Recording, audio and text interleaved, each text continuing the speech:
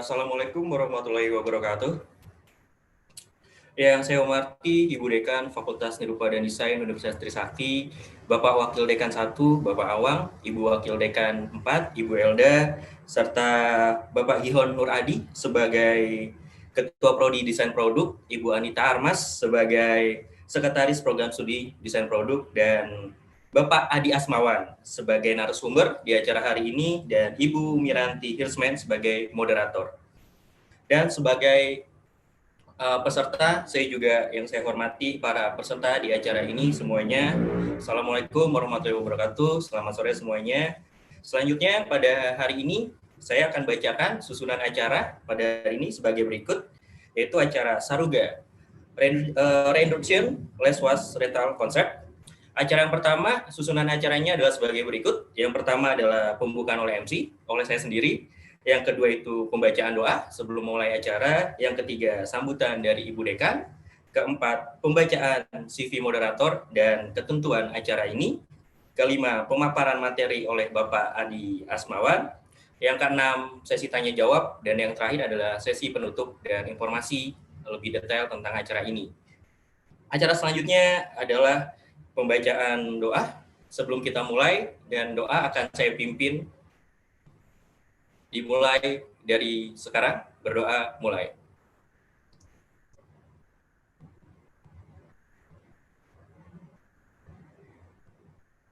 Selesai, terima kasih. Baik, acara selanjutnya adalah acara sambutan dari Ibu Dekan Fakultas Nirupa dan Desain Universitas Trisakti, sekaligus membuka acara ini. Kepada Ibu Dekan, dipersilakan.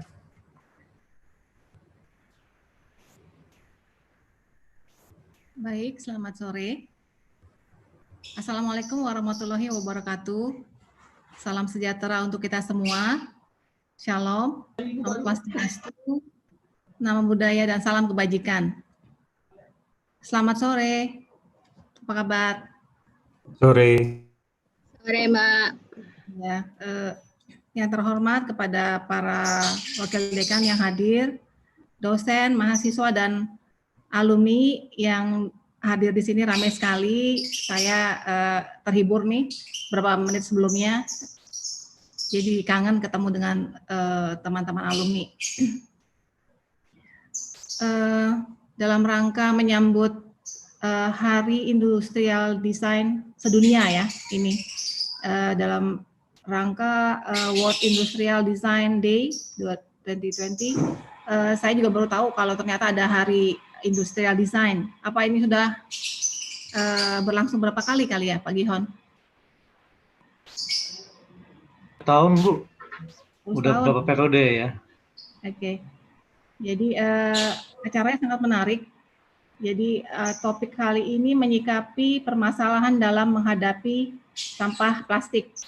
Atau dalam hal ini Saruga akan mengintroduction less waste retail concept. Jadi saya sangat berterima kasih kepada Adi Asmawan yang merupakan alumni juga dari Desain Produk Trisakti, merupakan founder dari Saruga Package Free Shopping Store. Menurut saya topik ini perlu diperhatikan dan dipahami sebagai suatu tindakan nyata seorang manusia atau setiap individu untuk peduli menyelamatkan lingkungan atau menyelamatkan generasi mendatang. Kepedulian seorang desainer interior atau desain produk atau desain di kafe lainnya untuk mengolah kembali karya-karya yang sudah diciptakan untuk menjadikan sesuatu yang baru. Jadi kita kenal ada konsep 6R ya, jadi reuse, recycle, reduce, repair, reuse, dan rating. Saya lagi berpikir tentang soal rating, jadi setiap pembicaraan membuat karya itu harus banyak yang dipikirkan kembali. Jadi harusnya ada dalam setiap manusia, khususnya seorang desainer produk. Kemudian saya juga mengucapkan terima kasih kepada Adi Asmawan selaku narasumber ahli yang akan memberikan pencerahan atau insight kepada kita semua, juga kepada moderator Ibu Mbak Miranti sebagai koresponden di Jerman untuk TV One. Saya juga mengucapkan terima kasih kepada penyelenggara acara ini, dalam hal ini oleh Trisakti, FSD Trisakti, dan supporter lainnya. Saya berharap semoga acara ini dapat memberikan pemahaman dan pemantapan diri bahwa kita menjadi bagian dari individu yang mencintai lingkungan. Selamat merayakan Hari Industrial Design Sedunia tanggal 29 Juni 2020 dengan isu Design for Everyday Life. Dan untuk sesi ke-6 ya, kalau nggak salah ini ya, acara ini dengan topik menyikapi permasalahan dalam menghadapi sampah plastik dengan resmi saya buka. Terima kasih. Wassalamualaikum warahmatullahi wabarakatuh. Terima kasih Ibu Dekan atas sambutannya.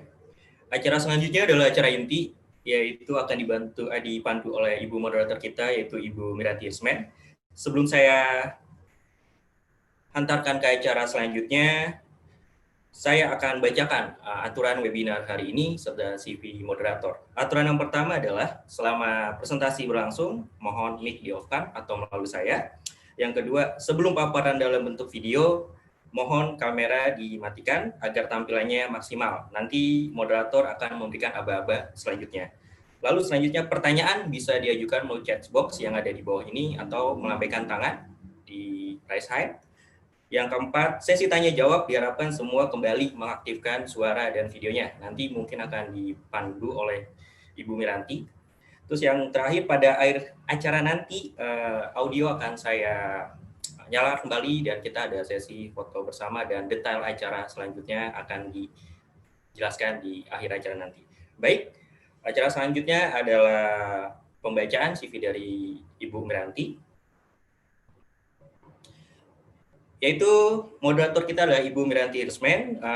Beliau bersekolah di SMA Negeri 3 Jakarta pada tahun 1988 sampai 1991, lalu melanjutkan pendidikannya di Universitas Trisakti Jakarta, jurusan Desain Produk Industri pada tahun 1991 sampai dengan 1998, dan pada tahun 1993 dan rentan waktu 1994, beliau bersekolah di Beijing Economic College, Jingji Qiuyan jurusan Bahasa Mandarin.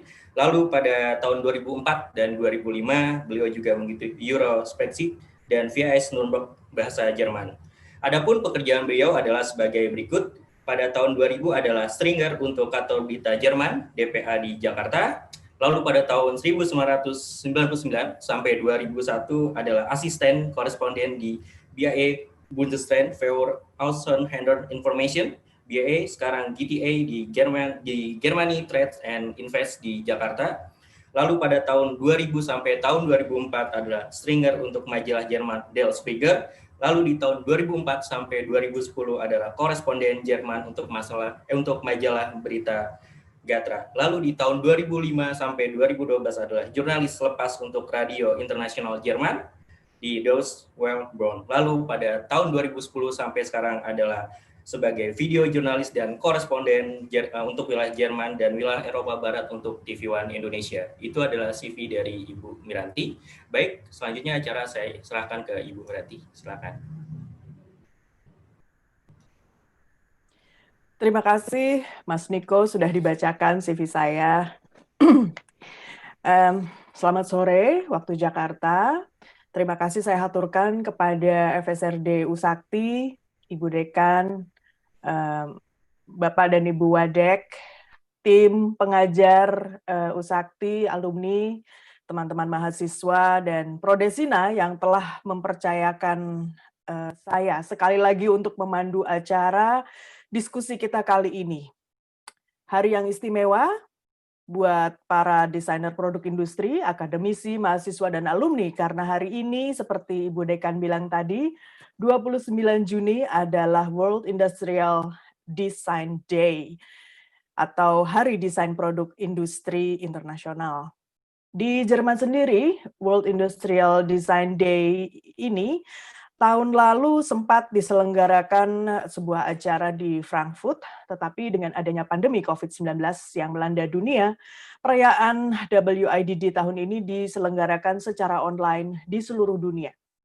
Di Indonesia, tepat pada hari ini, ada 16 platform diskusi virtual, webinar, Instagram Live, YouTube Live yang maraton diselenggarakan sejak jam 9 pagi waktu Indonesia Barat hingga malam nanti.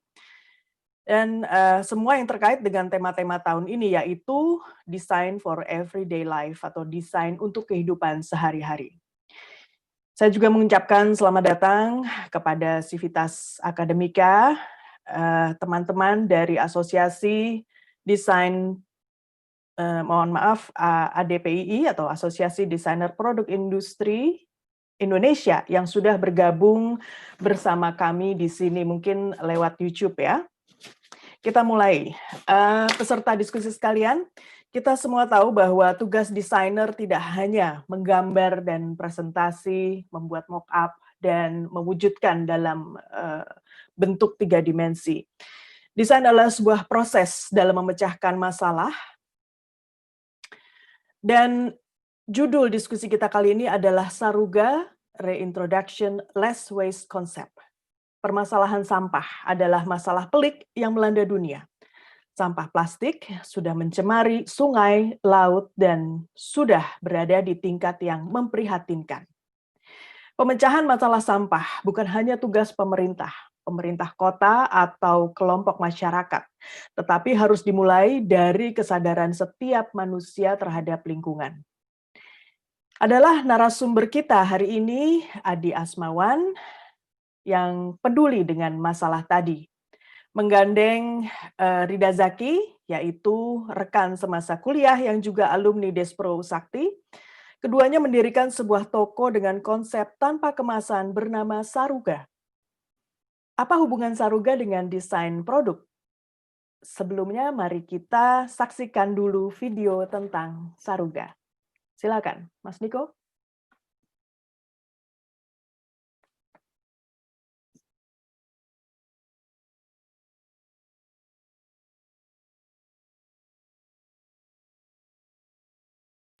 Volume sampah plastik yang terbuang ke laut terlampau besar. Setiap tahunnya, Indonesia menghasilkan banyak sampah kantong plastik yang berasal dari retail modern. Segala permasalahan ini tercantum dalam agenda dunia yang meliputi pola konsumsi dan produksi berkelanjutan terintegrasi dalam rencana nasional dan sektoral. Dibutuhkan sebuah kontribusi yang solutif dan kreatif. Berdiri pada 2018, lahir dari keresahan akan spektrum permasalahan sampah yang kian kompleks, yang mengancam keseimbangan ekosistem secara keseluruhan. Sebuah bisnis model kreasi karya anak bangsa yang bergerak di bidang retail dengan mengedepankan kepedulian terhadap lingkungan.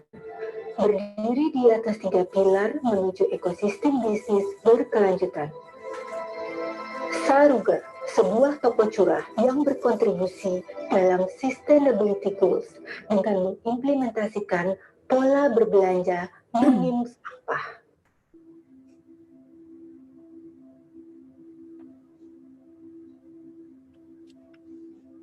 Membangun kerjasama dengan berbagai pihak, baik individu maupun organisasi yang memiliki semangat dan tujuan yang sama. Berbagi ilmu pada generasi penerus bangsa. Sebagai fasilitator, produsen industri kebutuhan rumah tangga berkolaborasi dan berkomitmen bersama. Menjalankan visi ekonomi sirkular menuju perubahan. Serta turut bersinergi mendukung UMKM dalam meningkatkan pertumbuhan ekonomi, peluang kerja, dan kesejahteraan. Membangun kerjasama dengan berbagai pihak, baik individu maupun organisasi yang memiliki semangat dan tujuan yang sama.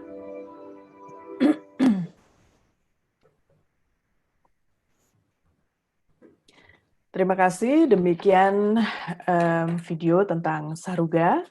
Dan saat ini Adi Asmawan sudah bersama kita. Perkenankan saya membaca CV Adi Asmawan. Adi Asmawan, sekarang tinggal di Jakarta. Masuk Universitas Trisakti, FSRD jurusan Desain Produk Industri, angkatan 92 dan menuntaskan studi pada 1998. Perjalanan karir Adi Asmawan diawali dengan berbagai kerja kreatif. Saya bacakan beberapa, yaitu dari lulus kuliah dari 1999 sampai 2005 sebagai graphic designer di PT Rantai Expo, tahun 2005 hingga 2008 sebagai graphic designer di PT Anugrah Lintas Media, 2009 hingga 2012 sebagai graphic designer di Reksa Desain Kreasi, 2013 hingga 2015 operational coordinator di Antafava Convex, 2015 hingga 2017 operational coordinator di AdHouse, dan 2017 hingga sekarang sebagai founder Saruga. Selamat datang Adi Asmawan, sudah bisa dinyalakan mikrofonnya? Adi? Halo Bu Meranti. Selamat sore, selamat datang.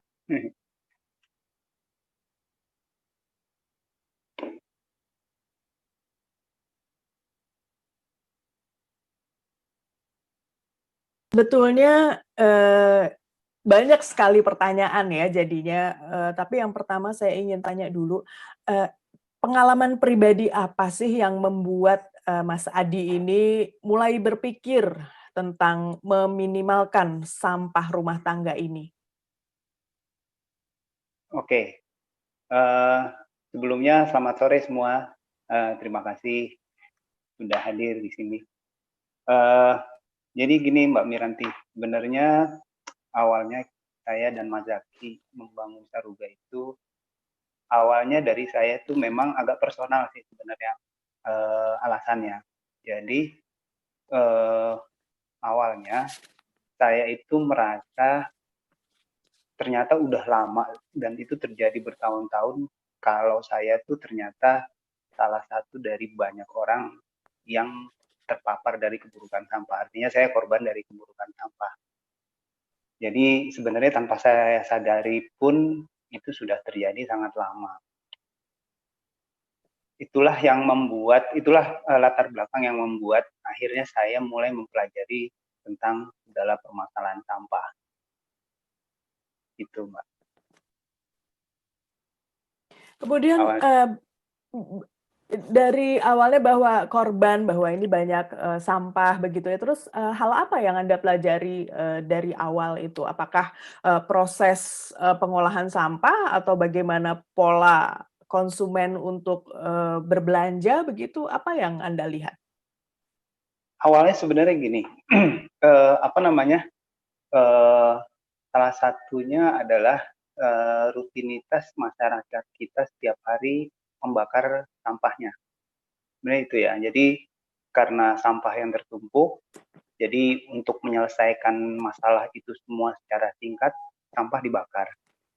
Jadi bukan hanya sampahnya, tapi terjadi masalah baru yaitu polusi. Dan polusi yang itu juga sangat tidak bagus gitu ya.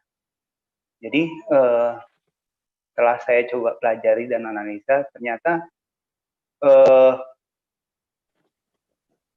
saya menyadari bahwa spektrum permasalahan sampah itu sudah sangat kompleks. Jadi kita nggak bisa ngelihat yang namanya sampah itu yang ada di bak sampah, yang diangkut oleh petugas kebersihan ke TPS dan ke TPA, tapi sudah sangat luas. Jadi dari permasalahannya itu dari hulu sampai hilir.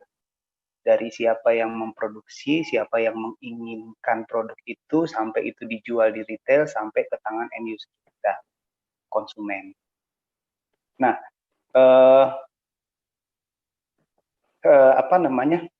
saya merasa bahwa ada satu titik yang dari dulu itu susah sekali atau kadang lebih sering itu tidak terjamah untuk menyebarluaskan awareness tentang kepedulian terhadap lingkungan, yaitu retail. Gitu ya. Jadi menurut kami, saya dan Mas Zaki, bahwa retail itu merupakan salah satu gerbang terdistribusinya calon sampah, terutama dari kemasan, apalagi kemasan sekali pakai. Itu ya termasuk kantong kresek, termasuk kemasan yang ada di dalam produk. Seperti itu. Kemudian bagaimana idenya hingga kalian mendirikan Saruga?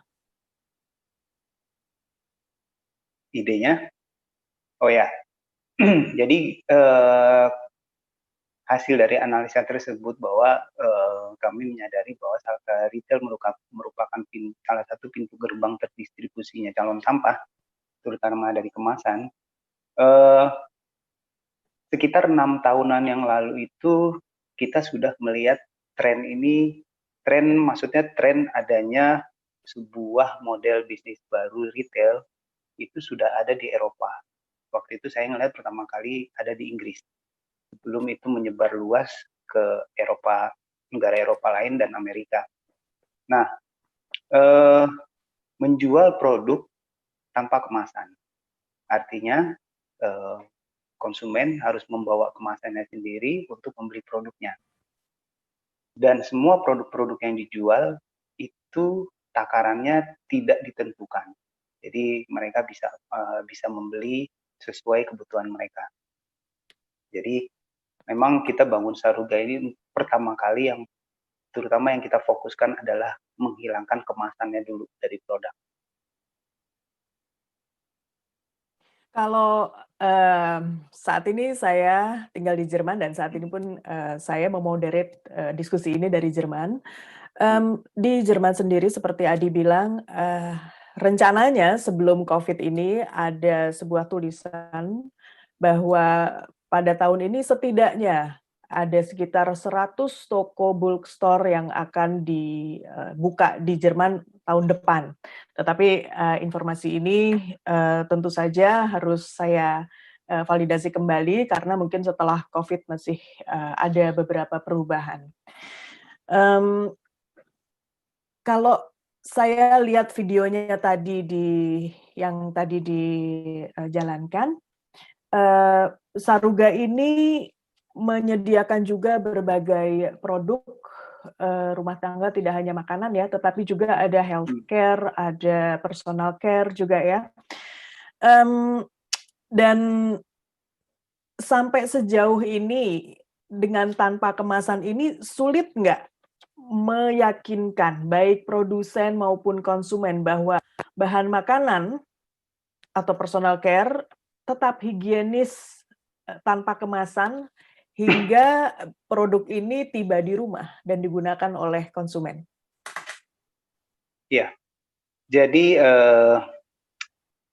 ada juga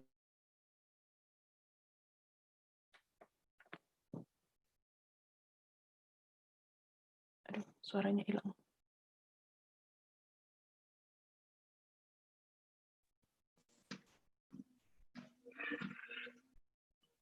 juga maksudnya saling pengertian, menyerahkan semua tanggung jawab atas produk itu ke hanya satu pihak. Jadi kalau misalnya contohnya gini, kalau sampah yang ada di mana-mana itu kesalahan siapa yang beli. Ya kamu beli itu barang terus kamu buang sampahnya di mana-mana.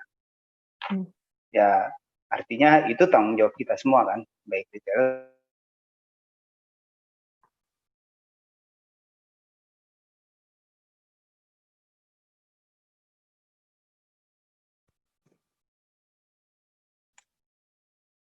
Fris ya Mbak Mel. Ada masalah di koordinasikan dan kita sering berdiskusi banyak dengan banyak produsen. Artinya memang ada batasan-batasan yang harus kita perhatikan ketika kita menjual produk dengan cara dicurah. Salah satunya adalah semua stok makanan yang disimpan, terutama food produk yang disimpan di toko itu harus proper. Artinya harus dijaga kebersihannya, tingkat kelembapannya, dan lain-lain semua harus dijaga. Wadah-wadah display untuk dijual yang di toko itu juga harus bersih, kering, dan selalu dicuci ketika mau di-refill kembali dengan produk yang baru. Itu semua harus dijaga. Tapi ada juga yang selalu kita sampaikan ke konsumen bahwa mereka pun punya tanggung jawab sendiri ketika mereka berbelanja di bulk store. karena mereka membawa tempat sendiri, pastikan wadah-wadah yang mereka bawa itu sudah tercuci bersih, kering, tidak berbau, ya itu salah satu syaratnya. Karena tanggung jawab itu seperti yang saya sebutkan tadi, bahwa tanggung jawab ini semuanya ditanggung bersama. Artinya kalau misalnya mereka bawa wadahnya dalam kondisi yang tidak layak menurut kami tidak akan biarkan mereka berbelanja di toko kami, atau kami paling tidak menginformasikan ke mereka bahwa Bu atau Pak, ini tempatnya nggak bersih. Jadi gimana? Mau dicuci? Kalau mau dicuci kita ada tempat cuci lagi sendiri, silahkan dicuci, dikeringkan, baru bisa belanja. Jadi masalah tanggung jawab sebenarnya.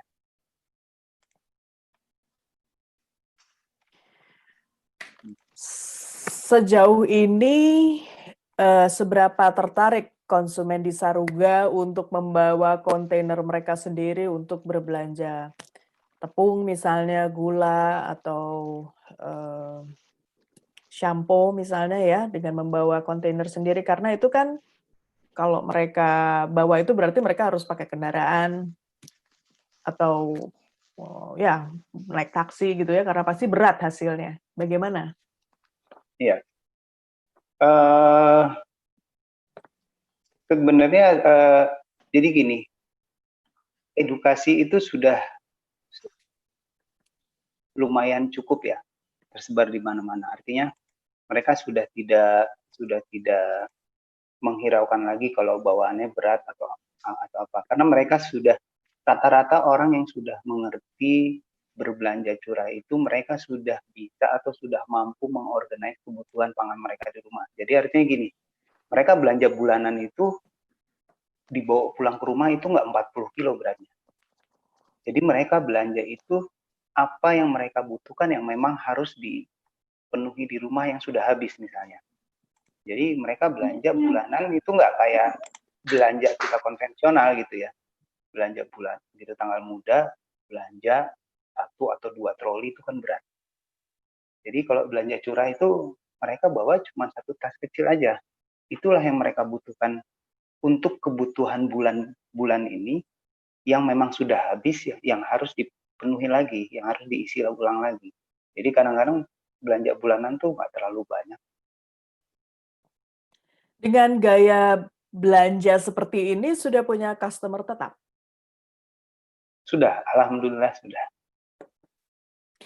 Dan ini nampaknya mengingatkan banyak orang sebetulnya gaya belanja ini seperti saat kita masih kecil ya, di warung-warung mungkin di sekitar rumah itu mungkin mereka menjual bawang misalnya, saya ingat dulu waktu saya masih kecil, atau gula gitu, kita sebut berapa yang kita inginkan, lalu mereka memasukkannya mungkin ke dalam apa namanya, koran bekas biasanya yang saya ingat waktu itu. Ya. Nah, dulu jadi saya ini pernah disuruh nenek saya, ingat banget, beli minyak tuh, bawa botol sendiri. Jadi ini betul-betul seperti yang di judul yang kita usung hari ini ya, reintroduction. Ya. Memperkenalkan kembali. Iya, mempopulerkan kembali gaya-gaya tradisional. Tadi di video juga disebutkan bahwa dengan adanya Saruga ini ada sekian ratus kilogram kantong plastik yang meminimalkan sekian ratus kilogram kantong plastik ya, benar ya? Ini gimana ngitungnya nih? Hitungnya iseng-iseng aja sih sebenarnya itu. Jadi setiap orang melakukan transaksi kita kasih kantong plastik ukuran sedang. Itu hitungannya. Tiap orang yang transaksi berbelanja, mau banyak mau sedikit, kita kasih kantong kresek ukuran sedang. Jadi jumlah transaksi yang terjadi selama 1 tahun itu kita kumpulkan dan kita hitung, ternyata ya segitu hitungannya. Jadi bisa dibayangkan kalau di Jakarta aja ada 10.000 retail, kalikan itu aja dalam 1 tahun.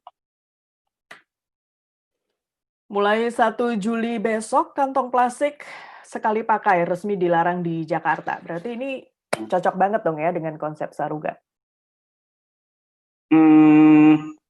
Saya nggak komen karena kita memang tidak menyediakan kantong plastik kresek. Jadi atau enggak aturan itu nggak ada pengaruhnya buat kita. Saruga juga sebetulnya sudah mendapatkan beberapa perhatian nih ya dari media-media mainstream. Mungkin bisa cerita Adi atau Mas Adi, berapa tertarik media-media mainstream ini untuk mengangkat tema Saruga dan bagaimana dampaknya?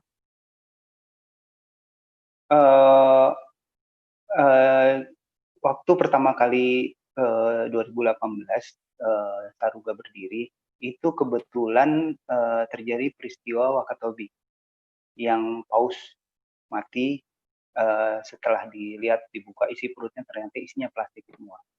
Dan itu banyak sekali media yang akhirnya memblow up banyak masalah tentang lingkungan. Sebenarnya sudah mulai dari beberapa tahun yang lalu ya, beberapa media yang sudah mulai ada konten-konten yang concern tentang lingkungan. Tapi akhir-akhir ini makin banyak, terutama di bisnis retailnya, di beberapa bar store itu memang terjadi sedikit peningkatan konten untuk mendokumentasikan mereka gitu, karena menurut mereka tuh memang bisnis retail seperti bar store ini lifestyle sih ya. Jadi menurut mereka tuh ini bisa menciptakan sebuah gaya hidup baru dalam berbelanja. Ketertarikannya sih di situ. Selain less waste, karena dikatakan bahwa konsepnya adalah ramah lingkungan, apakah Saruga juga punya tema atau concern seperti organik, regional, vegan, halal gitu, itu juga termasuk nggak? Apa saat ini hanya less waste aja dulu? Artinya less waste di sini sih sebenarnya itu sebenarnya tujuannya kita membangun Saruga tuh. Nah, retail atau bulk store yang Saruga sekarang ada ini adalah tidak adanya sampah yang dihasilkan, terutama sampah-sampah domestik yang ada di rumah tangga, itu adalah wujud keinginan kita di akhirnya. Jadi harusnya ke depannya mudah-mudahan kita bisa menjual lebih banyak lagi varian produk supaya customer semua yang dibutuhkan customer itu ada di dalam toko kita. Jadi less waste di sini artinya adalah perubahan yang nantinya yang diharapkan kita retail terhadap konsumen adalah karena mereka berbelanja tidak membawa calon sampah itu ke rumah, dan yang paling utama adalah mereka tidak banyak menghasilkan sampah-sampah, terutama sampah-sampah organik. Karena apa? Karena di sini pun kita juga turut menghimbau mereka untuk lebih bijak dalam hal konsumsi. Itu karena memang menurut data di seluruh dunia ya, justru sampah yang paling banyak di dunia itu adalah sampah-sampah domestik dari rumah tangga. Artinya itu semuanya bentuknya sampah organik, makanan. Karena apa? Karena yaitu pola konsumsi yang tidak bertanggung jawab. Itulah makanya konsep bulk store atau toko curah itu adalah beli sesuai kebutuhan customer. Saya juga membaca Saruga ini tidak hanya mengutamakan retail, tetapi juga meraih penghargaan dalam Good Design Indonesia ya, tahun 2009 dengan produk sedotan bambu Bulo. yang Ya. desainernya adalah Iwan Sung yang juga juga sudah hadir ya di diskusi ini. Bisa cerita sedikit Adi Asmawan tentang Bulo dan penghargaannya yang diraih tahun 2019 ini? Ya, jadi awalnya sebenarnya saya dulu waktu itu kepikiran gini, Saruga tuh harus punya private label ya, untuk apa namanya, untuk antisipasi nanti kalau misalnya ya mudah-mudahan kami bisa punya beberapa toko, ya toko pribadi juga punya, saya selalu punya keinginan itu. Artinya saya udah kenal lama dengan Mas Iwan. Saya lihat juga karya-karyanya tuh bagus-bagus. Saya punya keinginan, saya juga udah sampaikan ke Mas Zaki, partner saya, bahwa saya mau Saruga itu bisa menunjukkan bahwa Saruga itu bukan hanya sekedar toko, bukan sekedar hanya toko yang menjual barang-barang. Artinya apa? Artinya kita juga bisa memberikan sebuah kontribusi yang inovatif dari segala hal apapun itu, gitu ya. Jadi saya lihat karyanya Mas Iwan, kebetulan saya juga udah lama, akhirnya saya ngobrol dengan Mas Iwan. Sekarang itu lagi tren-trennya orang membawa tumbler sendiri, orang bawa tempat makan sendiri, sendok, garpu, sampai sedotan. Nah, karena Mas Iwan lagi banyak fokus membuat sebuah produk-produk dari material bambu, saya coba challenge Mas Iwan, gimana kalau kita bikin desain sedotan dari bambu, tapi desainnya tidak sama dengan sedotan-sedotan bambu yang sudah ada sekarang. Gitu. Akhirnya jadi deh tuh Bulo. Jadi Bulo, terus Mas Iwan juga ngasih masukan gimana kalau kita ikuti desain GDI. Siapa tahu gitu. Akhirnya menang juga tuh dia. Yang hebat Iwan tuh. Selamat Iwan Sung. Jadi Bulo ini menang di Good Design Indonesia 2019 dari Kementerian Perindustrian ya? Atau? Ya. Oke, baik. Selamat Iwan.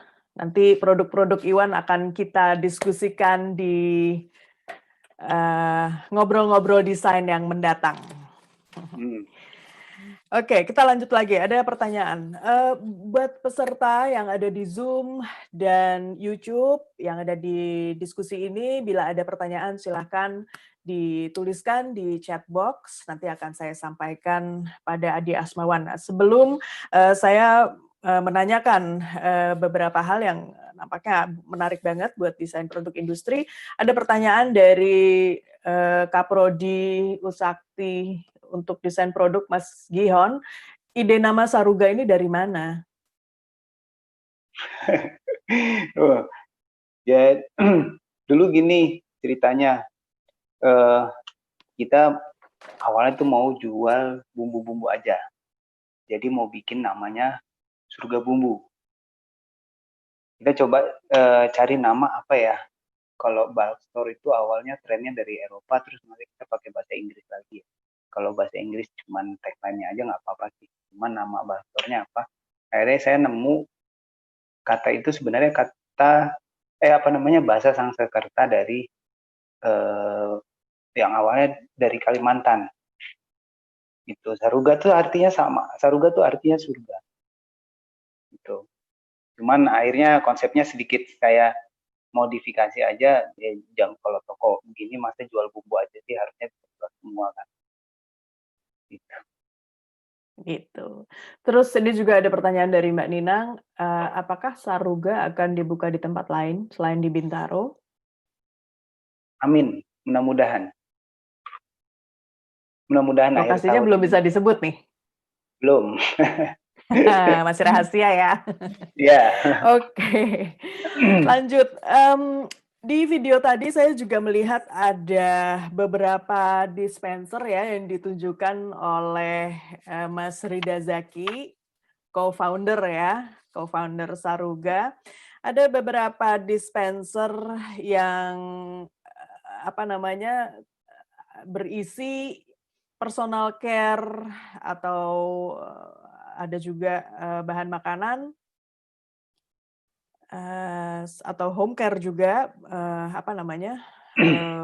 cairan-cairan pembersih gitu ya. Apa sih itu, bisa diterangkan nggak ini? Nah, ini dia gambarnya, refill station. Apa aja sih ini, bisa Ya. diterangkan Mas Adi? Silakan. Iya. Jadi memang di toko itu kita bagi ke 3 variasi produk ya, 3 pengelompokan kategori. Jadi ada food product, ada personal care, dan home care. Nah, salah satu produk dari kategori tersebut itu kita kerjasama dengan salah satu FMCG company. Jadi di sini ada Unilever.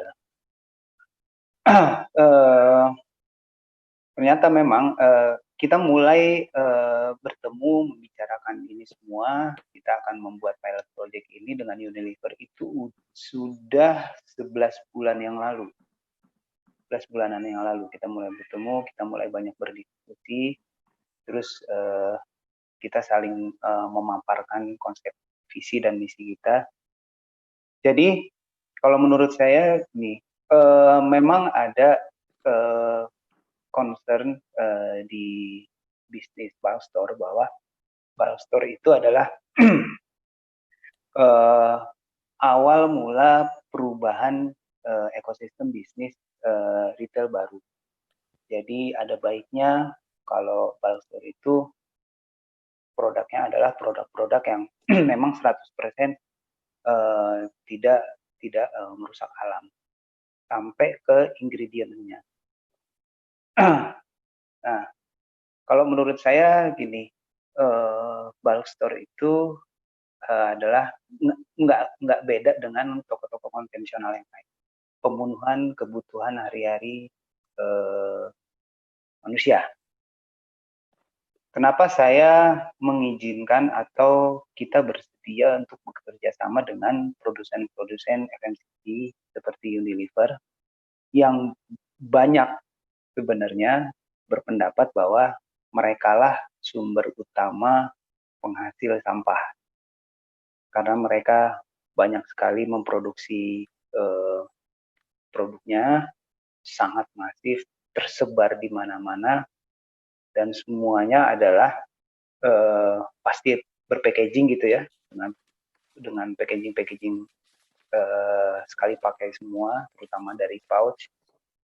Kalau saya lebih berpendapat gini, untuk urusan permasalahan lingkungan, mencari solusinya itu lebih baik kita kerjasama, saling berkolaborasi, dan mempunyai komitmen yang sama. Jadi alih-alih daripada saya musuhin mereka, lebih baik kita duduk bersama untuk mencari solusi gimana supaya kita bisa menjual produk mereka tanpa menghasilkan sampah atau tanpa mendistribusikan calon sampah itu ke konsumen. Di sini ada 11 produk di pilot project ini yang kita coba jual di toko, kecuali untuk sampo ya. Sampo ini mudah-mudahan bulan ini atau awal bulan depan ini sudah mulai bisa dijual, karena kita lagi tunggu supply-nya dari Unilever karena pandemi jadi agak terganggu ya distribusi. Di sini ada food product itu kita jual kecap bango. Jadi kecap bango sekarang bisa dicurah, bisa bawa tempat sendiri. Kemudian ada produk-produk dari brand-brand home care, itu ada Rinso, ada Molto, Sunlight, dan Superpel. Kalau untuk sampo, rencananya yang akan kita jual adalah 6 brand, itu dari Lifebuoy, Dove, Clear, Sunsilk, Tresemme, dan Love Beauty and Planet. Jadi memang sini dipilih dari brand-brand yang memang SKU-nya paling tinggi di Unilever. Gitu. Mudah-mudahan rencananya nanti produk-produk sabun pun akan mulai ikutan gitu untuk dijadikan pilot project untuk bisa dijual curah juga di sini di toko kita. Ini kalau saya sih cuma nanya aja, ini kalau misalnya kita mau mengisi botol shampoo kita, bagaimana mesin ini menghitung berapa mililiter atau berapa gram yang telah saya masukkan ke botol shampoo saya? Ya, semua produk ditimbang dulu wadahnya. Jadi untuk mencari berat bersih wadah kita lihat berat wadahnya ya. Nanti ditimbang lagi untuk menghitung berat bersih dari produknya. Untuk produk-produk liquid, sementara ini kita hanya bermain di harga. Jadi harganya itu disesuaikan dengan kalau dia dihitungnya gram, dihitungnya dengan gramatur.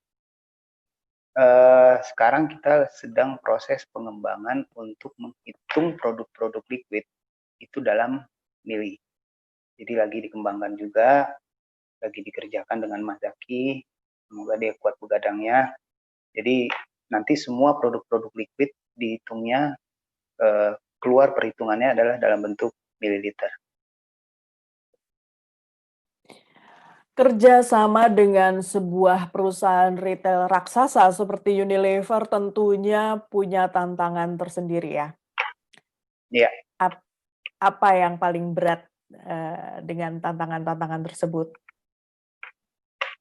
Udah pasti sih standar operating procedure-nya ya. Jadi melakukan sebuah perubahan itu ternyata sangat rumit. Karena apa? Karena memang ekosistem bisnisnya mereka itu bukan ekosistem bisnis yang seperti Saruga jalankan sekarang. Jadi memang harus disinkronize gitu ya. Jadi apa yang nggak boleh, apa yang boleh.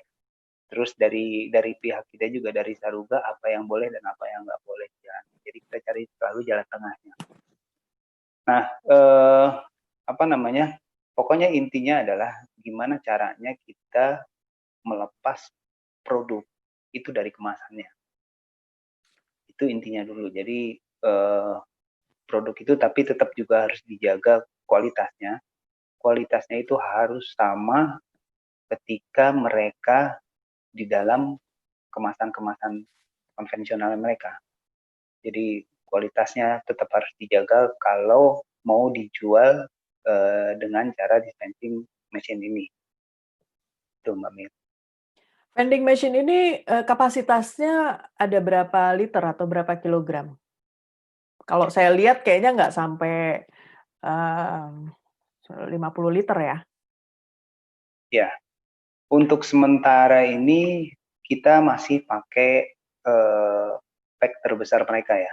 Itu yang volumenya 4 liter. Jadi ini juga disesuaikan dengan produk yang ada di Unilever begitu ya? Ya.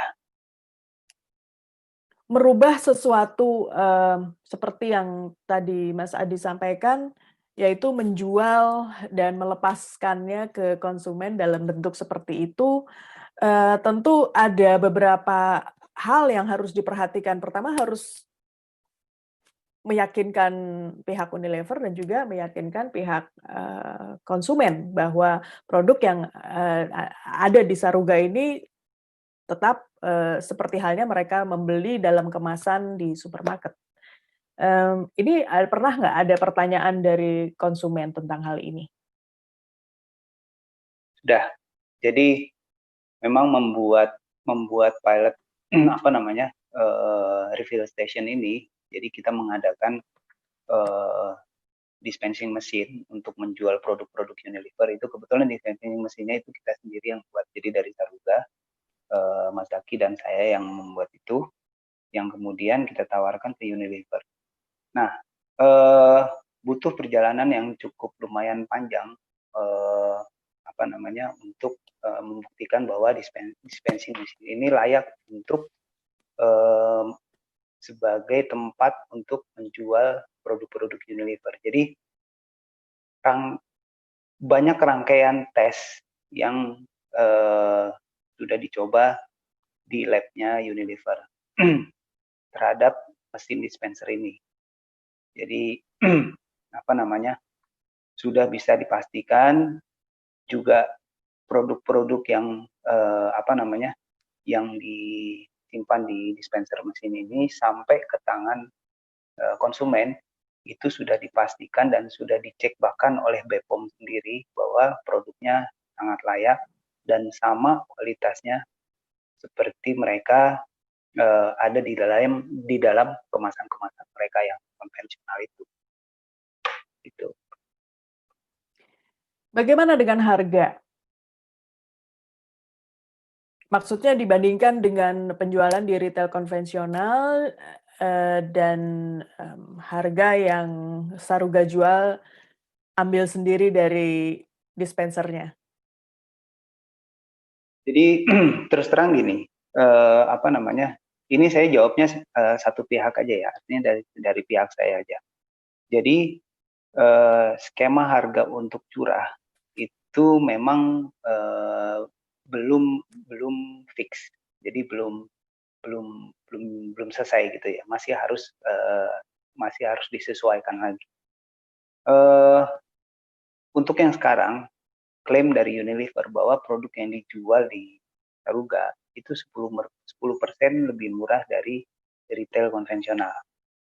Nah, tetap aja saya juga men-challenge mereka sebenarnya, artinya di sini kan kita saling kerjasama, artinya juga harus ada sedikit keterbukaan ya.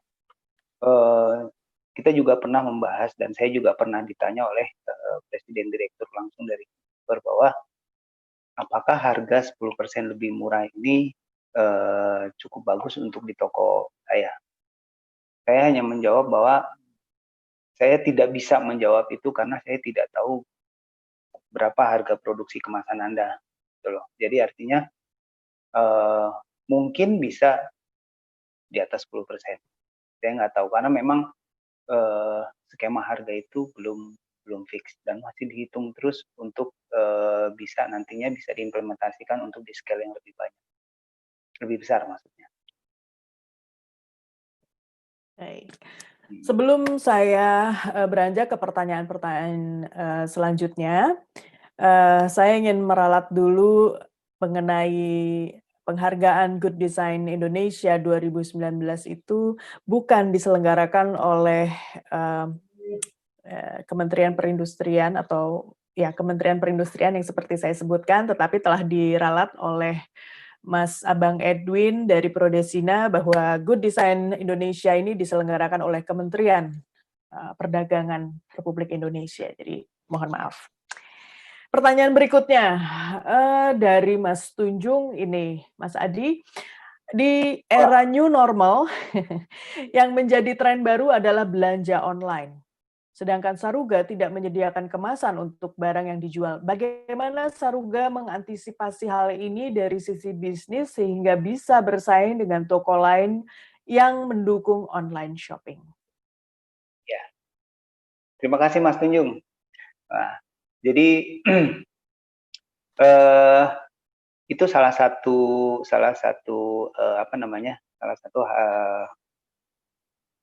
satu dari banyak hal yang memang harus kita pecahkan. Harus dicari inovasinya juga. Artinya bisnis online itu tidak bisa kita kesampingkan karena sudah trennya sekarang. Orang harus bisa orang jadi sangat terbiasa dengan belanja online dan kita yang di retailnya harus siap juga untuk melayani, harus ada servisnya. Bulk store itu jujur sih memang harapannya yang dibebankan ke bulk store itu cukup lumayan besar dan kita juga terus mencari solusi yang inovatif, cukup bisa untuk aplikatif yang bisa selalu kita berikan ke konsumen dan produsen. Jadi salah satu masalahnya adalah yang sering saya bahas dengan teman-teman bulk store yang lain adalah belanja online itu sangat atau boleh dibilang cukup memberikan kontribusi yang negatif terhadap lingkungan. Artinya orang makin banyak belanja online, yang katanya cenderung belanja online itu orang makin banyak belanjanya gitu ya, makin sering karena makin mudah. Belanja online sekarang yang sudah banyak difasilitasi oleh salah satu armada yang cukup terkenal. Jadi mereka itu menggunakan transportasi ya, terutama motor paling banyak. Artinya motor di sini juga memberikan kontribusi yang negatif terhadap lingkungan karena carbon footprint-nya.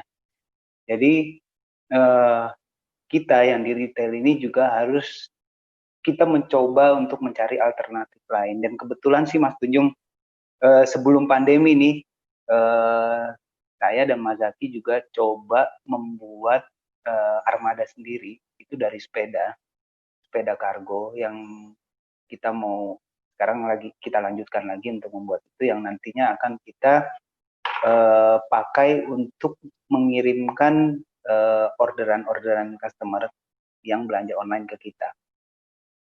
Itu. Jadi memang kargonya didesain khusus, sepedanya juga didesain khusus yang nanti kita pakai. Jadi pelan-pelan bulk store atau Saruga itu kita mau memberikan sebuah solusi gitu yang inovatif yang nantinya mudah-mudahan jauh lebih banyak lagi bisa berkontribusi lagi, maksudnya memberikan kontribusi yang lebih positif ya di semua service bisnisnya. Gitu. Mas Tunjung, ada pertanyaan tambahan? Atau siapa yang ingin mungkin bertanya bisa raise your hand, atau peserta yang ada di link YouTube juga bisa langsung menanyakan pada chat box-nya, kami tunggu. Mas Tunjung, oke? Oke. Ada pertanyaan lagi ini, Mas Adi, dari Mbak Yulia Krisna. Customer yang datang mesti membawa wadah sendiri. Bagi yang rutin belanja bulanan berarti kan mesti bawa wadah yang cukup banyak ya. Apakah disediakan pula troli di dalam Saruga? Karena sekilas saya melihat penempatan display di dalam Saruga cukup padat begitu. Ya, karena tokonya kecil Mbak, jadi trolinya nggak ada. Ada cuman kita menyediakan meja aja untuk mereka beraktivitas mengambil produk-produknya. Tapi mudah-mudahan nanti sempat main ke toko gitu. Jadi ternyata orang-orang yang belanja itu membawa kemasannya dalam ukuran yang besar-besar itu sangat jarang, malah hampir nggak ada. Jadi justru yang dibawa itu produk-produk yang secukupnya. Jadi yang ukuran-ukurannya menurut saya sih untuk satu tas mungkin ukuran berapa ya? Itu nggak terlalu berat dan nggak terlalu ini sih, maksudnya untuk mereka tuh tidak menyulitkan gitu. Oke, baik. Dan mereka juga udah tahu kok kalau belanja di bulk store tuh harus bisa menyediakan waktu gitu karena harus sabar, nuang sendiri gitu-gitu ya. Perlu waktu gitu ya untuk belanja di Saruga. Oke.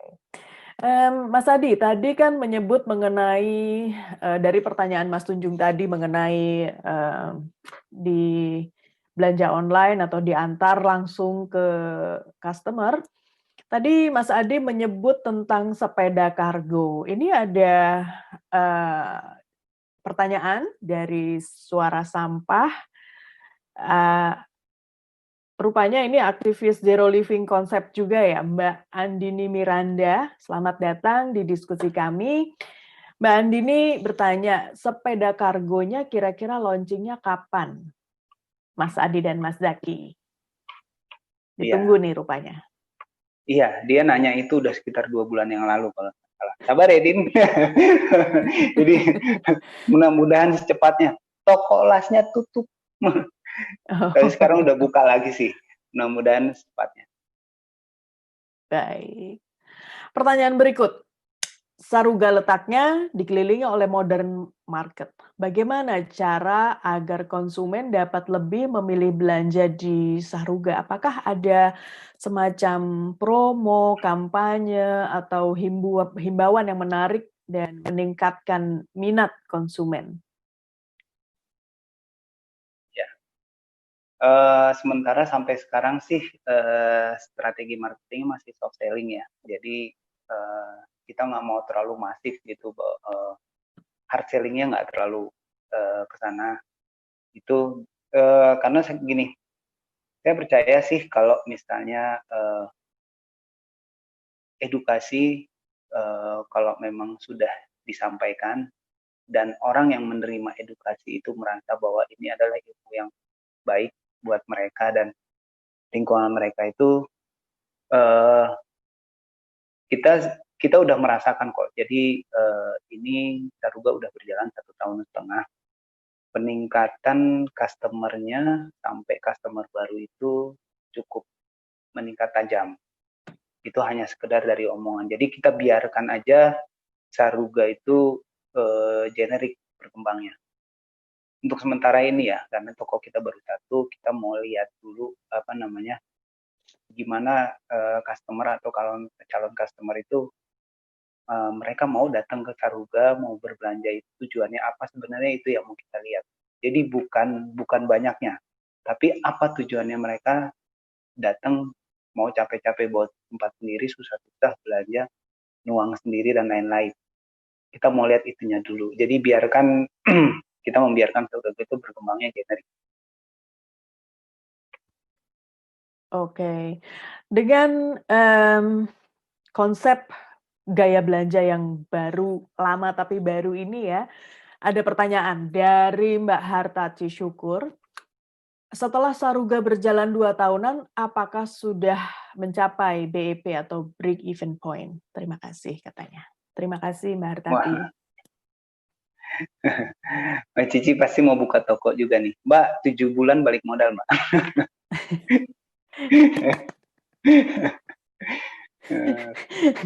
Berarti kalau udah 7 bulan berarti kira-kira bakal banyak investor nih ya. Mudah-mudahan. Amin, amin. Ini ada request Mas Adi dari Mbak Elda, Ibu Wadek, yang mengatakan semoga segera buka di Jakarta Barat. Sementara Mbak Anita Armas, semoga di Jakarta Timur juga buka. Ini kayaknya semua wilayah kayaknya diharapkan bisa Amin. buka nih. Ya, amin, amin, amin. Amin. Ya, ada pertanyaan berikutnya dari Mas Kristianto Rusli. Terima kasih, selamat datang di diskusi kami.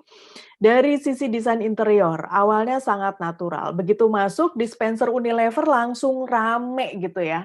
Apakah karena tuntutan company, kalau store di luar bisa integrated nggak? Iya, jadi perusahaan besar seperti Unilever tuh mereka serba salah ya. Kalau dibilang mereka ada tagline-nya itu bijak berplastik. Jadi itu program awareness-nya mereka.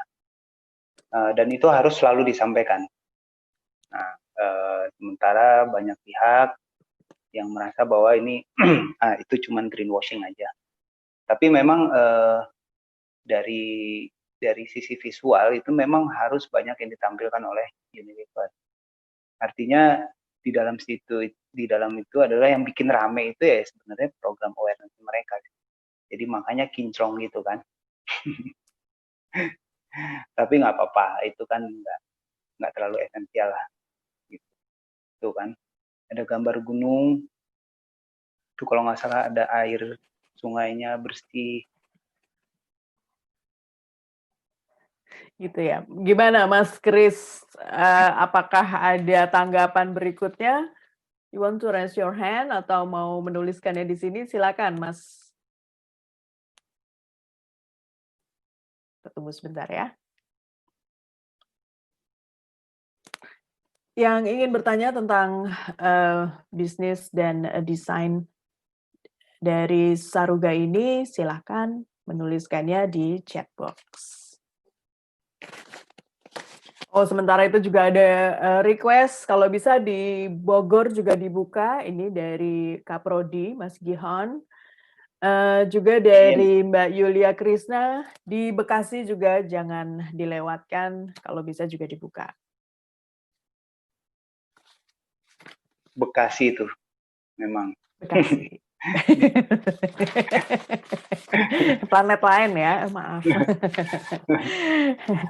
Kalau gitu, saya ingin bertanya dari bisnis yang sudah dijalankan selama 2 tahun dan tadi menyebutkan bahwa 7 bulan break even point sudah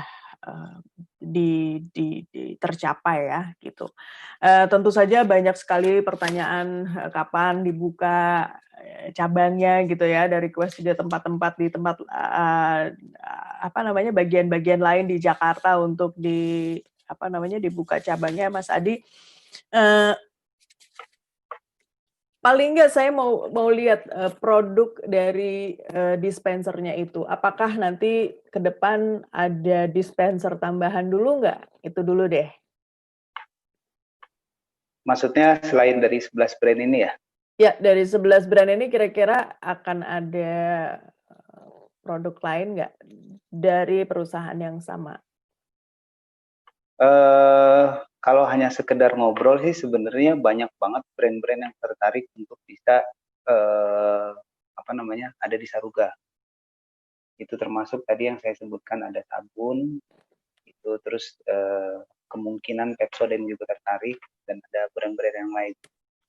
Tapi memang itu memang butuh butuh diskusi yang cukup lumayan panjang lagi gitu ya, karena ini kan masih beda brand, artinya karakter produknya juga berbeda-beda ya, dan treatmentnya juga pasti beda-beda, dan harus sampai ke gimana cara kita menjualnya, gimana cara melakukan pemasarannya. Mudah-mudahan akan bisa banyak. Tadi Anda menyebutkan mengenai pasta gigi ya, untuk dijual dengan cara lewat dispenser. Itu nanti disimpannya di mana ya? Apa bukannya cepat kering kalau dia udah kena udara? Kita belum mulai riset untuk pasta gigi ya. Gitu. Cuman memang seperti yang udah kita buat sekarang, memang ada peraturan-peraturan yang harus dipenuhi ketika kita membuat dispenser itu. Gitu. Tapi kalau pasta gigi belum sampai ke situ, hanya pembicaraan aja. Kalau mereka tertarik juga. Proses desain dispenser ini tentunya membutuhkan banyak riset. Saya kembali dulu nih ya ke dispenser karena banyak sekali pertanyaan. Ketika Mas Adi dan Mas Zaki mendesain dispenser ini, sebenarnya apa yang paling menantang? Saya mendengar bahwa ketika dispenser ini harus dites di lab-nya Unilever, ini merupakan tantangan tersendiri ya. Mungkin bisa cerita tentang hal itu. Ya, jadi pertama kali ketika saya dan Mas Zaki itu ngobrol ya, maksudnya Jack, saya manggil dia Jack kan. Jack, kayaknya kita harus bisa kasih sebuah solusi deh, maksudnya ke Unilever ya. Karena kita lihat Unilever sendiri itu belum menemukan satu solusi yang cukup, maksudnya yang inovatif, dan yang paling penting adalah yang aplikatif gitu ya untuk di bisnis retail. Jadi kita coba memberikan solusi ini ke Unilever. Nah, seperti yang sudah saya sebutkan sebelumnya, kalau memang banyak sekali prosedur-prosedur yang harus dilewati ketika kita membuat dispenser ini, sampai ke proses cek lab, bahwa ketika menggunakan dispenser ini produk-produk yang disimpan di dalam dispenser sampai ke jatuh ke tangan konsumen itu kualitasnya tidak berubah. Artinya mereka juga tingkat higienisnya juga masih cukup bersih lah ya, maksudnya itu tidak berubah ketika mereka di dalam kemasan-kemasan vakum yang ada di pasar konvensional sekarang. Itu juga sampai dites ada atau tidaknya perkembangbiakan mikroba di dalam produk ketika menggunakan dispenser ini. Ini saya ngelihat ada produk makanan yaitu kecap ya, yang juga dijual dalam bentuk dispenser ini. Ini gimana ya, saya karena saya sendiri memasak ya di rumah. Bukankah kalau misalnya kecap itu kan sangat amat lengket ya, nggak mudah langsung bersih gitu kalau bersihkan dengan air gitu. Ini bagaimana ini bisa menjaga sehingga terus bersih seperti ini gitu. Sementara kan yang ngambil nanti adalah customer sendiri ya. Ya. Silakan. Ya, maksudnya kebersihan apa ya Mbak Mir? Ya kebersihan dispensernya maksud saya ini, karena kan kecap itu kan lengket sekali kan dia. Ini gimana menjaga kebersihan ini? Oh, kalau menjaga kebersihan itu sih sebenarnya keseluruhan toko ya, jadi nggak hanya dispenser Unilever aja sih sebenarnya, semua produk itu wadah-wadah displaynya itu selalu kita bersihin setiap hari dan setiap saat gitu. Jadi kalau ada tumpahan-tumpahan selalu kita bersihin. Dan kalau untuk kecap ini customer kan bisa mengoperasikan sendiri ya alat itu, karena cara mengoperasikannya juga sangat sederhana. Mereka hanya membuka tutup dari nozzle, terus masukin botolnya, nozzle-nya itu ke botolnya mereka, tinggal pencet keluar. Dan memang itu selalu kita coba dampingi kalau mereka membeli itu. Jadi sampai ke tetes atau drop yang terakhir itu baru mereka nanti tutup lagi nozzle-nya. Jadi jarang banget sih ada tetesan-tetesan tuh, jarang. Hebat. Semoga kebersihannya bisa tetap dijaga ya, karena memang ini, karena saya tahu banget ini kecap ini gampang sekali sulit sekali maksud saya untuk dibersihkan. Kita lanjut, ada beberapa pertanyaan baik juga di YouTube dan juga Zoom, tapi saya bacakan dulu tanggapan dari Mas Kristianto yang tadi bertanya tentang interior.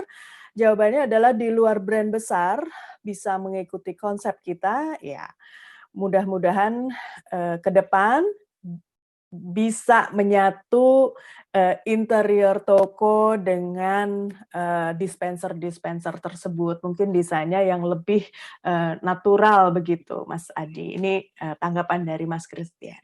Terima kasih Mas Kristianto Rusli atas masukannya. Kemudian ini ada pertanyaan dari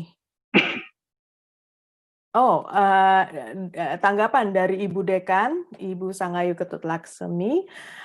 Menarik sekali konsep ini bisa kerjasama dengan kantin di kampus, terutama untuk refill minuman karena banyak menghasilkan limbah plastik. Jadi ini rupanya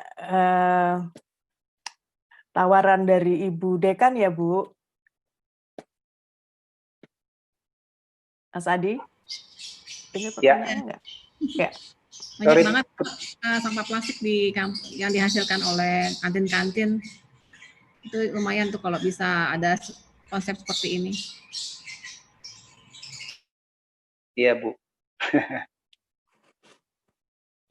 Sorry, putus-putus. Oh ya, Mas Adi masih bisa dengar dengan lancar? Iya. Ya. Gimana tadi Mir pertanyaannya? Oh iya, tadi Ibu Dekan berharap agar konsep ini bisa dijadikan sebagai sebuah kerjasama dengan kantin di kampus, terutama untuk refill minuman karena minuman ini banyak menghasilkan limbah plastik. Ya, mudah-mudahan Bu ya. Nanti saya sampaikan ke Aqua deh. Ya, terima kasih. Mudah-mudahan pilot project-nya bisa di kampus. Iya betul. Kan mengedukasi mahasiswa juga, generasi muda ya. Yang Iya. tujuannya Mas Adi kan sebenarnya anak-anak muda kan. Semua sih Bu. Ya, paling enggak generasi-generasi ini juga akan mengajarkan anak-anaknya juga nanti. Iya. Iya, makasih. Terima kasih Bu. Ini sebelum saya ke pertanyaan dari YouTube, apakah Mas Zaki ada di Saruga saat ini? Dan Mas Zaki, are you there? Apakah Mas Zaki bisa menunjukkan bagaimana cara kerja dispenser itu? Bisa tunjukkan nggak pada kita? Yang kecap bango. Apa aja, silakan. Mungkin Demo, satu Jack. produk aja. Demonya. Ya, silakan didemokan. Kameranya nggak bisa dibawa ya, ini terlalu jauh kayaknya. Mas Zaki. Dia lagi nyari tempat, Bu. Ya, Mir. Oke, kalau gitu Mas Zaki cari tempat dulu. Enggak kok, ini di sini aja. Nanti. Oh, di situ aja. Oke, silakan. Yang agak gede. Kurang gede ya? Enggak ya, enggak cepat ya.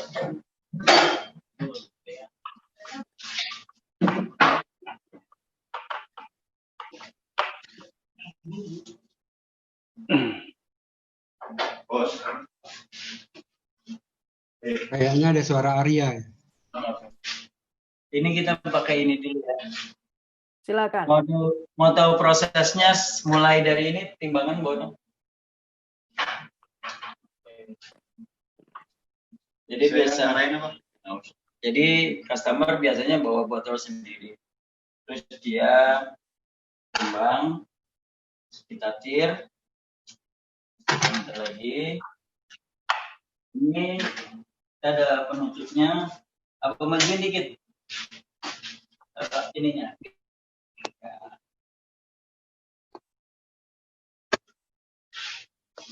Oke. Ininya dibuka. Oke. Ini dipencet.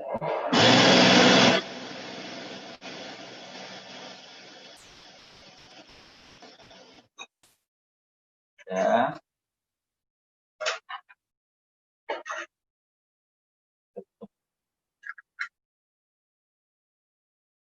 Setelah itu bawa ke kasir.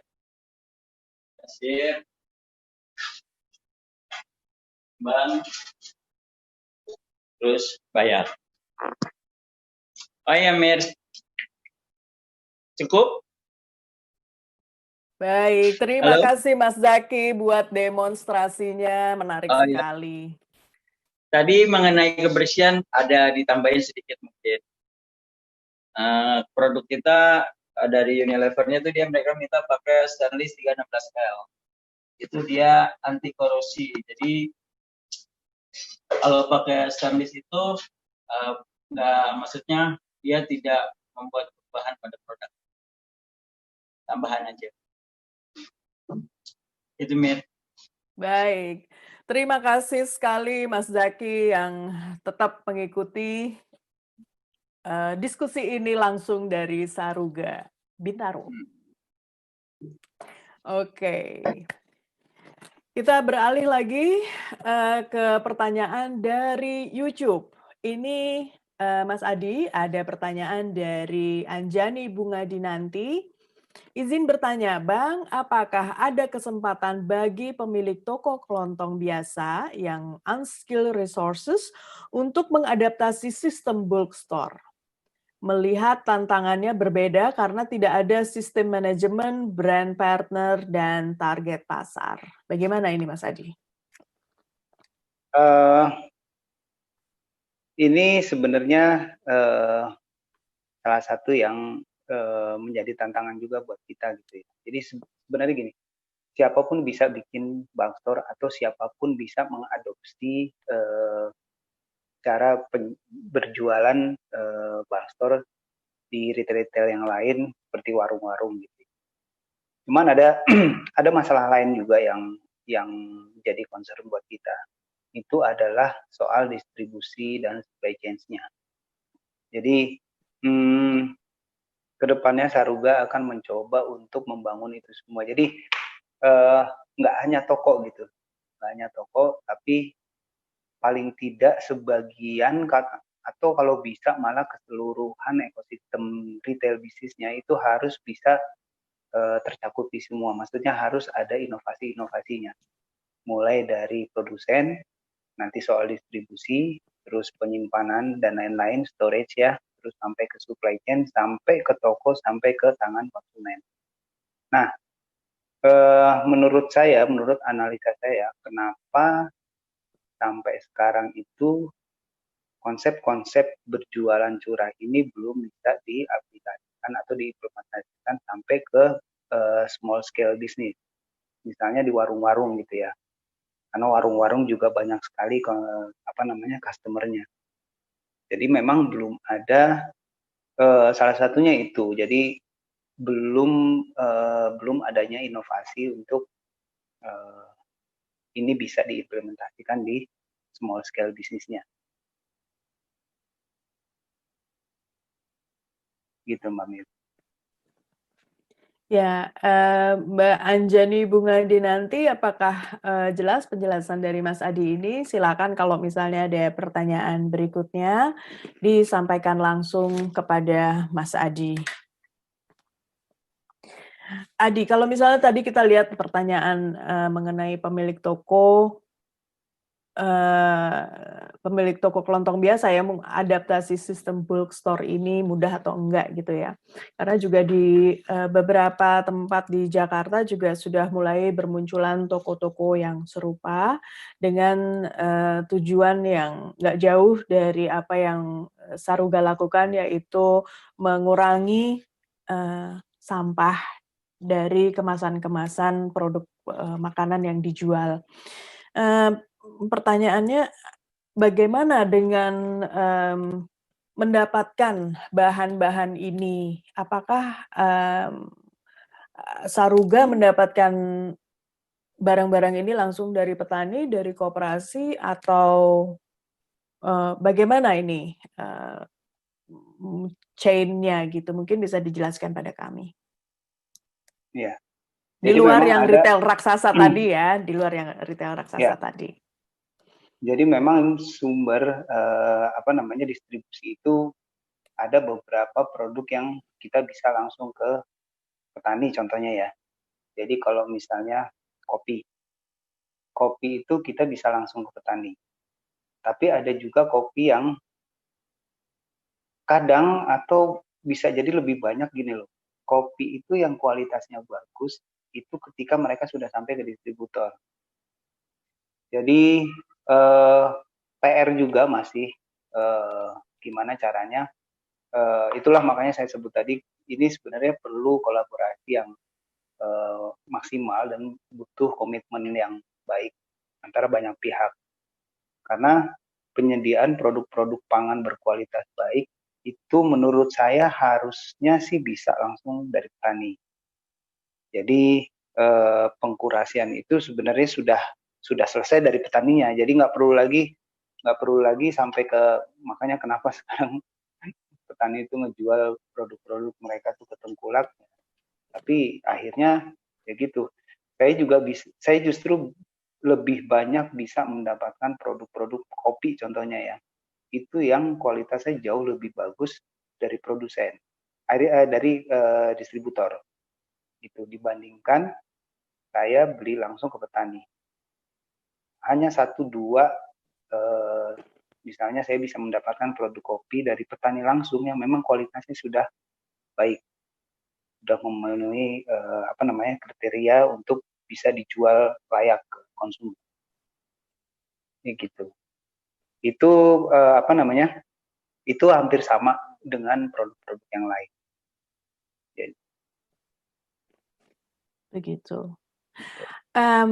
Kemudian ini ada pertanyaan dari YouTube, yaitu dari Mbak Rengganis Eriagandi. Apakah kemungkinan untuk brand lokal untuk bergabung di Saruga? Ada kemungkinan nggak? bergabung di sini saya mengartikannya produk mereka dijual di Saruga ya, nantinya.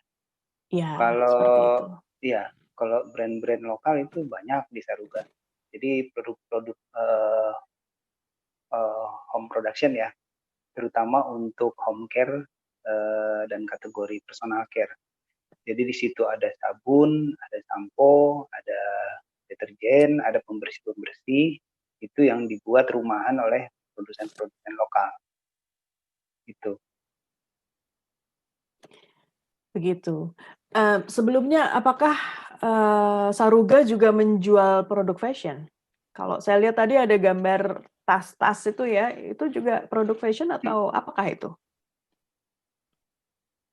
Tadinya ya, sekarang tapi kita nggak jual lagi karena memang keterbatasan space ya di toko itu.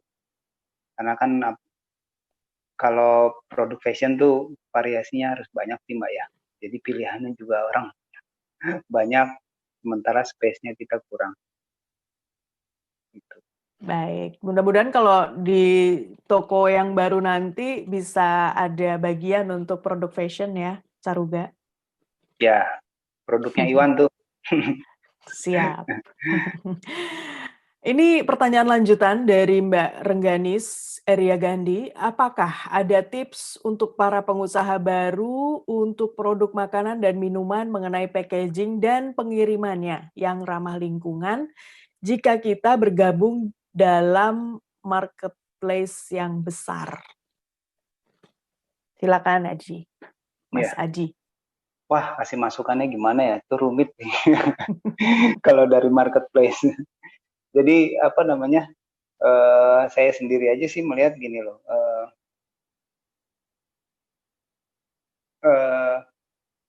Tadi saya sudah sebutkan bahwa permasalahan persampahan itu sudah sangat kompleks gitu ya. Jadi kenapa kita memutuskan untuk membuat retailnya, tapi tidak mendahulukan untuk membuat inovasinya. Artinya wadahnya atau servisnya itu harus ada dulu. Saya harus punya toko dulu supaya saya bisa supaya kami mampu mengontrol apa inovasi yang kita buat. Jadi kalau misalnya ditanya tips-tips apa supaya kalau kita menjual produk kita di marketplace tapi tetap ramah lingkungan. Kalau sampai sekarang sih yang paling make sense adalah yang membuat packagingnya yang biodegradable mungkin ya. Kalau misalnya jual produk makanan yang di packing dengan entah itu plastik atau wadah yang memang bisa 100% terdaur ulang secara alami di alam. Tapi kan di situ juga ada, tetap aja ada masalah ya. Masalahnya adalah satu pasti harga kemasannya mahal. Kedua, siapa yang akan menjaga itu semua ya kalau misalnya terutama ketika produk itu dibawa oleh kurir gitu ya. Itu yang harus kita jaga. Nah, sekarang setelah masa pandemi penjualan online meningkat dan sudah terbukti bahwa produk atau plastik itu jauh lebih banyak daripada sebelum pandemi. Jadi plastik-plastik itu material yang sangat diandalkan masa-masa sekarang, terutama belanjaan online. Gitu ya. Nah, kalau belanja online tentu saja beda konsep ya dengan Saruga. Iya. Jadi kalau yang online di Saruga itu kadang gini Mbak, banyak customer kita yang menitipkan kemasannya. Jadi nanti kalau saya mau pesen rinso misalnya, itu kemasannya saya. Tapi lebih begini loh, kalau misalnya belanja itu kenapa sih kalau belanja tuh kita harus lebih bisa menyediakan waktu untuk berbelanja, karena kan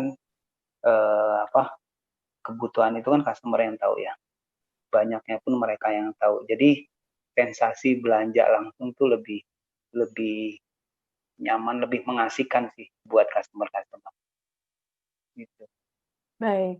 Ini barusan tadi ini adalah pertanyaan dari Mas Noro Ardanto. Tapi sebetulnya Saruga masih menyediakan nggak sih kayak paper pouch gitu buat mereka yang lupa. Misalnya tadinya saya hanya mau beli 5 item dan saya hanya bawa 5 kontainer gitu. Tapi ternyata saya harus beli juga ini nih garam nih, lupa nih sama gula gitu. Gimana nih? Ya, ada beberapa kemasan yang kita sediakan. Jadi hanya untuk urgent gitu ya. Kalau misalnya customer belanja tapi kehabisan wadah, sementara mereka ternyata harus beli ini. Tapi memang tidak menyediakan banyak varian yang fit untuk semua produk. Jadi yang kita harapkan sih sebenarnya ya kalau belanja itu harusnya semuanya sudah terencana gitu ya. Apa yang mau dibeli, produk yang mau dibeli itu disesuaikan dengan wadahnya, mulai dari besar kecilnya, entah panjangnya atau seperti apa, itu memang sudah harus direncanakan dari awal gitu. Saya sih ada rencana dengan Mas Zaki itu mungkin tahun depan ya, baru mungkin.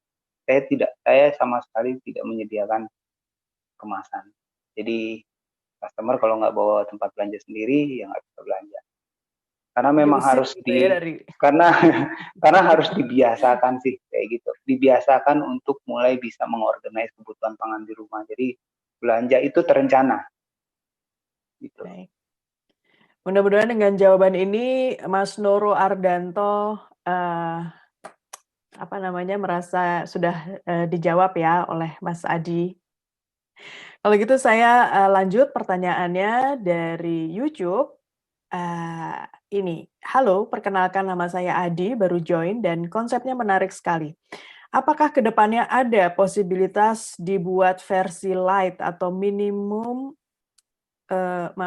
investment and starter product seperti transformasi toko kelontong? Dan apakah ke depan Saruga membuka kesempatan untuk kolaborasi terkait pemakaian teknologi yang digunakan atau dispenser yang tadi ditampilkan? Ya, memang jawabannya untuk dispenser dulu ya. Sekarang tuh memang lagi proses pengurusan untuk hak paten dispenser tersebut. Terus kedua tadi pertanyaannya yang pertama. Jadi sebenarnya banyak teman-teman kita juga yang sudah memulai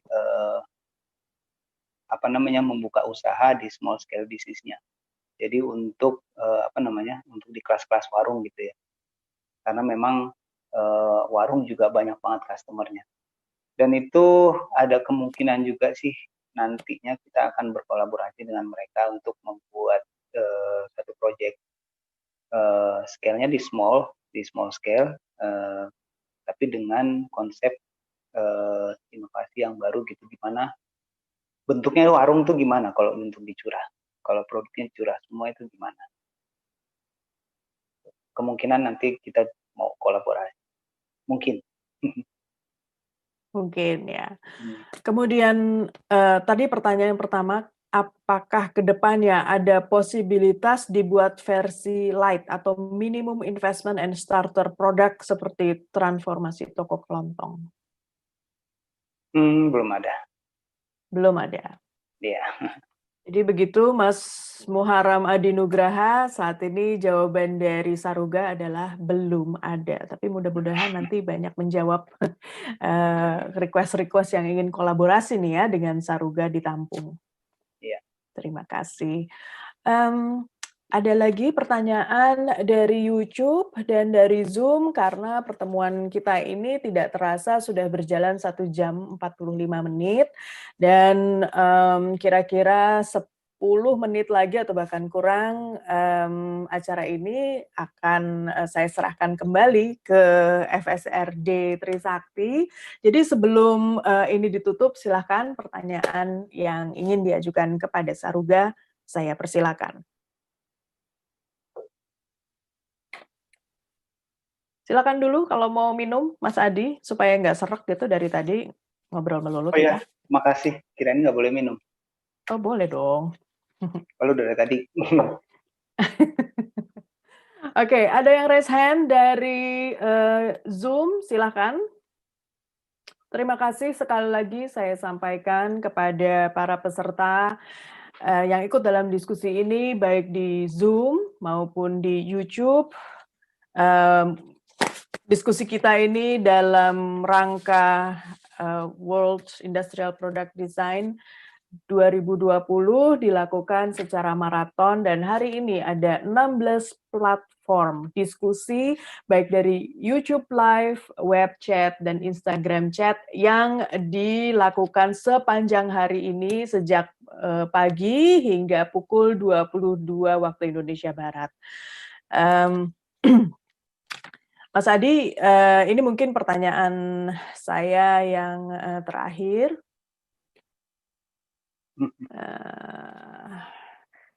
Bagaimana sebetulnya apakah Adi, saya jadi merasa begini, kalau saya lihat bookstore yang ada di Jerman ini ya, karena saya sempat beberapa hari yang lalu melihat beberapa bookstore yang setelah pandemi mereka juga sudah mulai pelan-pelan dibuka gitu ya.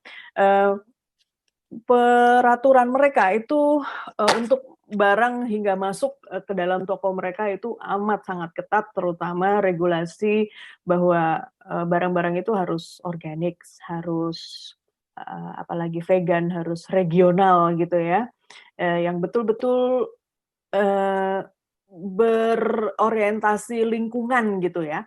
Apakah kalau misalnya di masa mendatang gitu, Saruga memiliki konsep-konsep yang concern dengan masalah-masalah tersebut? Seperti di Eropa maksud saya. Apa ini masih terlalu jauh? Bukan masalah terlalu jauh sih ya. Sebenarnya ini balik lagi ke masalah kultur. Jadi kalau di Indonesia memang demand untuk produk-produk organik itu ada, tapi tidak sebanyak dengan Eropa. Eropa itu lebih concern bulk store-nya itu memang lebih banyak menyediakan produk-produk organik. Kalau di Indonesia menurut pengamatan kita itu harus kita bisa menyediakan variasi produk organik, tapi tidak mayoritas. Jadi masih ada produk-produk yang tidak organik itu justru yang paling banyak demand-nya. Itu. Jadi kita kembali lagi ke masalah konsumsi masyarakat Eropa, Amerika, dan Indonesia, Asia gitu beda. Beda banget ya. Jadi Beda banget. beda pola juga ya. Oke.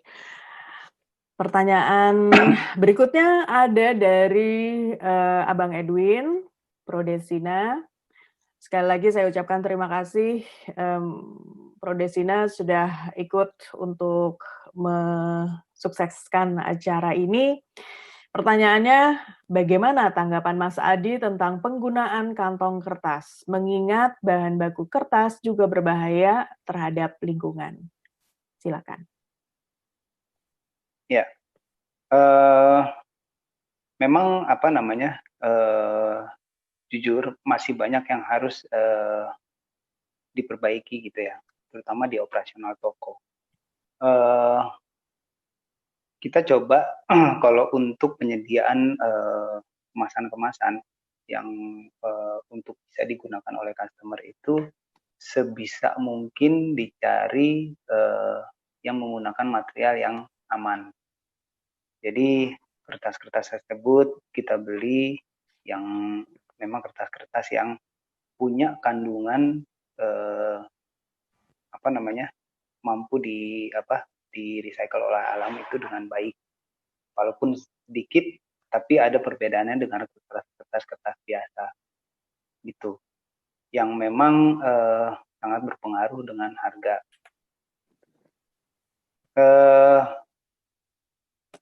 Penggunaan kertas-kertas kertas-kertas yang packaging itu ya memang pertimbangannya itu kita sampai ke sana. Jadi kita usahakan memakai produk-produk yang bisa di recycle gitu ya.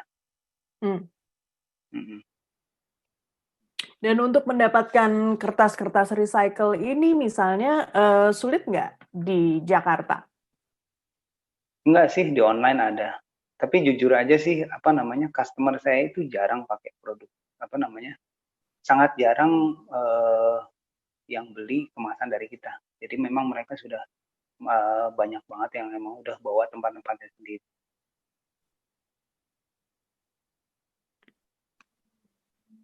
Baik, kalau begitu. Ini tadi pagi saya juga mendapat pesan dari Kementerian Kemenkop. Ada salah satu rekan yang mengatakan ingin sekali sebetulnya ikut dalam diskusi ini. Mudah-mudahan Mbak tersebut ada dalam diskusi kita hari ini. Dan ia mengatakan sebetulnya sumber-sumber untuk alat-alat makan lain gitu yang terbuat dari daun gitu sudah juga diproduksi di beberapa tempat di Indonesia dalam bentuk atau yang dikerjakan bersama-sama di dalam berbagai UKM, dan dia mengatakan mudah-mudahan produk-produk tersebut juga bisa diperkenalkan oleh Saruga di masa yang mendatang. Dengan ini sekarang sudah di Jerman sudah jam 11.50. Saya pikir ini adalah waktu kita untuk mengundurkan diri. Sekali lagi terima kasih Mas Adi Asmawan buat bincang-bincang kita kali ini. Terima kasih sekali lagi buat FSRD dan semua yang telah hadir di diskusi ini, baik melalui YouTube, juga Zoom. Dan mudah-mudahan kita akan berjumpa lagi pada obrol-obrol dan tentang desain dan segala permasalahannya di waktu mendatang. Terima kasih. Wassalamualaikum warahmatullahi wabarakatuh. Boleh sedikit, Mbak Mir? Silakan. Ini aja sebagai penutupan gitu ya. Saya bicara di sini kan bukan sebagai product designer ya, karena memang udah lama setelah kuliah kita nggak pernah berkutat di produk. Mas Zaki juga lebih banyak ke interior. Jadi gini, menurut kami yang teman-teman kami juga yang bergerak di mencoba mengatasi masalah kerusakan lingkungan, kita menyadari bahwa sekarang bukan cuma aktivis aja yang bisa bergerak gitu ya untuk mengatasi permasalahan lingkungan terutama sampah dan lain-lain. Sekarang itu lebih dibutuhkan kolaborasi dari banyak disiplin ilmu. Jadi bukan hanya aktivis aja, bukan tukang sampah aja, bahkan sampai ke product designer pun sebenarnya bisa, kalau misalnya bisa melihat permasalahan gitu ya, bisa melihat permasalahan dengan ilmunya itu bisa kok membantu untuk mengatasi segala permasalahan sampahnya itu banyak banget. Jadi kita sangat butuh kolaborasi yang inovatif dari banyak disiplin ilmu, terutama desainer produk. Itu akan banyak sekali sih. Kita sudah banyak melihat itu. Kira-kira itu sih penutupan. Penutupan, setuju sekali karena saya juga lulusan desain produk tapi tidak bekerja di bidang desain produk industri, tapi saya juga berharap agar saya masih dapat menyumbangkan sesuatu untuk ilmu yang saya pelajari di kampus, dan mudah-mudahan ini bisa segera terwujud. Terima kasih sekali lagi Mas Adi. Terima kasih Pak Serdi. Silakan Mas Niko. Wassalamualaikum warahmatullahi wabarakatuh. Salam. Terima kasih. Auf Wiedersehen. Demikianlah rangkaian acara hari ini. Sebelum kita akhiri, mari kita untuk sesi foto bersama. Dimohon kepada para peserta untuk menyalakan kameranya masing-masing. Sekaligus kami mengucapkan terima kasih kepada pihak-pihak yang terlibat dalam acara ini, yaitu kepada narasumber, moderator, Prodesina, Ibu Dekan, Ibu Wakil Dekan, Ibu Bapak Terima Wakil Dekan, kasih. panitia WIDD 2020 Indonesia, dan semua pihak yang tidak dapat kami sebutkan masing-masing satu persatu, maksud saya, untuk kelangsungan acara ini. Terima kasih atas kehadirannya. Sampai bertemu di acara selanjutnya. Baik, saya akan pandu untuk sesi foto bersama. Tolong nyalakan semua kameranya. Masih saya tunggu. Karena ini ada 2 section, jadi saya akan mengambil beberapa kali untuk tag gambarnya ya. Masih ada yang belum menyalakan kamera?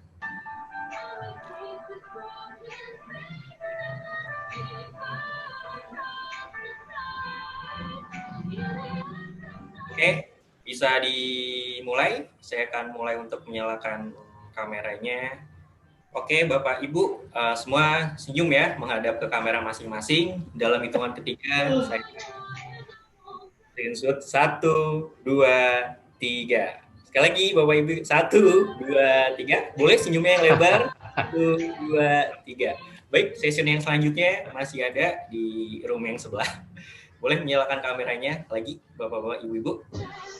Dalam apa-apa saya, 1, 2, 3. Sekali lagi, 1, 2, 3. Sekali lagi. Geno kak. Ayo geno kak. Oke, senyumnya Bapak-Bapak, Ibu-Ibu. 1, 2, 3. Baik, terima kasih. Demikianlah acara ini. Wabillahi taufiq wal hidayah. Wassalamualaikum warahmatullahi wabarakatuh. Ya, Miranti